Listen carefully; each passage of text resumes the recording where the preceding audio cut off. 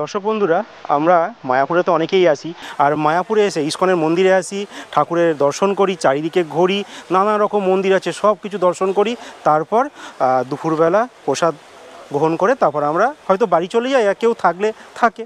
কিন্তু আপনারা কি কখনো একাদশীর সময় এসেছেন? আর একাদশীর সময় যদি এসেও থাকেন, একাদশীতে কিন্তু একটা স্পেশাল প্রসাদ দেওয়া হয়। জানেন তো, একাদশীতে কিন্তু অন্ন গ্রহণ করা যায় না। তো কি এখানে দেওয়া হয় একাদশীতে প্রসাদ, সেইটাই কিন্তু আজকের ভিডিওতে আমি আপনাদের দেখাতে চলেছি। তো চলুন তাহলে আমার সঙ্গে আজকের ভিডিওটাও দেখুন, আর স্কিপ কিন্তু একদম করবেন না, পুরোটা দেখুন। তাহলেই জানতে পারবেন যে একাদশী স্পেশাল কী প্রসাদ দেওয়া হয় মায়াপুর ইস্কনে। আসুন তাহলে আমার সঙ্গে। একাদশীর যে প্রসাদ, সেই প্রসাদের জন্য কিন্তু এখানে কাউন্টার দেখুন রয়েছে। কিন্তু বলে রাখি আপনাদের, সব কাউন্টার থেকে কিন্তু একাদশীর কুপন দেওয়া হয় না। এই যে এই জায়গাটা দেখছেন, 40 টাকা করে কুপন দেওয়া হয়, সুলভ প্রসাদম। এই জায়গাটা সুলভ প্রসাদম কুপন অ্যাভেলেবেল হেয়ার। এখানে কিন্তু আপনাদের একাদশীর কুপন দেওয়া হয়, কিন্তু এখানে 3টে থেকে, মানে বেলা 3টে থেকে কিন্তু একাদশীর প্রসাদ দেওয়া হয়। আর তারপর রয়েছে গীতা ভবন, তারপর রয়েছে নামহট্ট ভবন, তারপর রয়েছে কিন্তু স্পেশাল প্রসাদ, যেটা গদা ভবনের। বাট এখানে কিন্তু দেওয়া হয় না একাদশীর প্রসাদ। আর এইদিকে যে নামহট্ট রয়েছে, নামহট্টতে দেওয়া হয়, কিন্তু আজকে বসেনি। আর আমি এনাদের সঙ্গে সুলভ যে কাউন্টারটা আছে ওনার সঙ্গে কথা বললাম, উনি বললেন গীতা ভবনে দেয়, কিন্তু আজকে দেখি ওনারাও বসেনি। আমাকে বললো যে আপনারা ওনাদের যে গীতা ভবনের যে ভবন আছে, হ্যাঁ, ওইখানে আমাকে যেতে বললো, গীতা ভবন। তো গীতা ভবনে গিয়ে ওখানে গিয়ে আমি কথা বলছি, তারপর দেখছি যে কুপনটা পাওয়া যায় কি না। তো আমি গীতা ভবনে আজকের একাদশী প্রসাদের কুপন নেওয়ার ইচ্ছা ছিল, দেখি এখানে তো বন্ধ, ওখানে পাই কি না।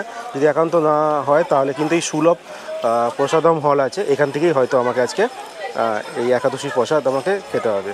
তো অসুবিধা নেই, যে কোনো জায়গায় পেলেই আমার চলবে। তা আসুন তাহলে আগে প্রসাদের কুপনটার ব্যবস্থা করি। আমি এখন দাঁড়িয়ে রয়েছি গীতা ভবনের ঠিক বাইরে, আর আমি এখানে এসে কিন্তু একাদশীর প্রসাদের কুপন পেয়ে গেছি। আমাকে এখানে একাদশী কুপন দুখানা নিয়েছি, 70 টাকা করে দেওয়া হয়েছে। আর এটা কাটতে হয়েছে রিসেপশান, যে গীতা ভবনে যে রিসেপশান আছে, তো ওখান থেকে আমাকে কাটতে হয়েছে। আপনারা আগে দেখতে পেয়েছিলেন যে মূল মন্দিরে যে গেট দিয়ে প্রবেশ করার পরই সামনে যে কাউন্টারগুলো রয়েছে, যেখান থেকে প্রসাদের কুপন দেওয়া হয়, সেখানে কিন্তু অনলি যেটা সুলভের যে প্রসাদ দেওয়া হয় সেই কাউন্টারই মানে একাদশী প্রসাদে কুপন দিচ্ছিল। আর গীতা ভবন আর নামহট্ট কিন্তু বন্ধ ছিল, ওভারঅল দোকান বন্ধই ছিল বলতে গেলে। আর গদা ভবনটা শুধু দেওয়া হচ্ছিলো। বাট আমি ওখানে জিজ্ঞাসা করি যে একাদশী প্রসাদ কোথায় পাবো, তো ওনারা দেখতেই পারলেন যে বলে দিল যে 3টে বেজে যাবে কিন্তু এই সুলভে এটা খেতে গেলে, কিন্তু আমার হাতে অত সময় নেই। তো তার জন্য আমি একটু তাড়াতাড়ি করি। তো আলটিমেট গীতা ভবনে ওনারা পাঠায়, আর গীতা ভবনে রিসেপশানে আমি আসি। তো এখানে আসার পর কিন্তু আমি 70 টাকা করে পার কুপন নেওয়া হয় একাদশী প্রসাদে, সেই কুপন আমি কিন্তু পেয়ে যাই। তো এবার আমি আজকে দেখাবো আমার এই ভিডিওতে যে এই একাদশী প্রসাদে কি কি দেওয়া হয় এই ইস্কন মন্দিরে, তা আবার গীতা ভবনে।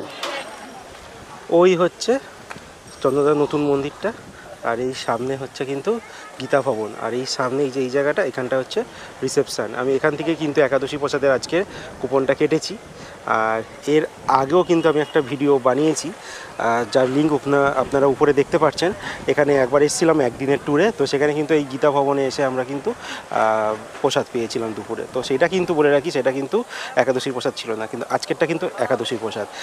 আমি যখন আপনাদের জানাচ্ছিলাম যে একাদশী প্রসাদের কুপন এই গীতা ভবনে আমরা পেয়েছি, ঠিক সেই সময় আমার ওয়াইফ মানে বউ পাশে দাঁড়িয়েছিল। তো ওনাকে এক প্রভুজি এসে একটা কুপন দিয়ে যায়, মানে সকালবেলা যে আমরা ব্রেকফাস্ট করি, তো তার একাদশীর প্রসাদের একটা কুপন দিয়ে যায়, ফ্রি কুপন।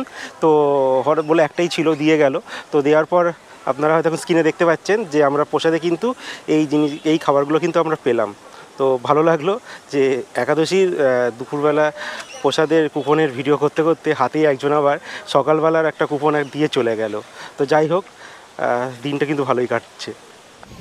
এই হচ্ছে গীতা ভবন, আর আমরা এখন গীতা ভবনে যাব একাদশীর প্রসাদ খাবার জন্য। তো এখন সময় 12:52 বাজে, আর 1টা থেকে দেওয়ার কথা। এই যে দেখুন সবাই যাচ্ছে এখান দিয়ে, গিয়ে এই জায়গাটা দিয়ে ঢুকে পড়বে। তো চলুন আমার সঙ্গে। প্রসাদ নেবার পূর্বে দেখুন ওইদিকে সবাই লাইন দিয়ে যাচ্ছে, আর তার আগে এখানে কিন্তু জুতো আপনাদের রাখতে হবে। আপনাদের জুতো এখানেই সব রেখে দিয়ে তারপর কিন্তু জুতো খুলে তারপর আপনাদের ওইখান দিয়ে প্রবেশ করতে হবে প্রসাদ কক্ষে। একাদশীর প্রসাদ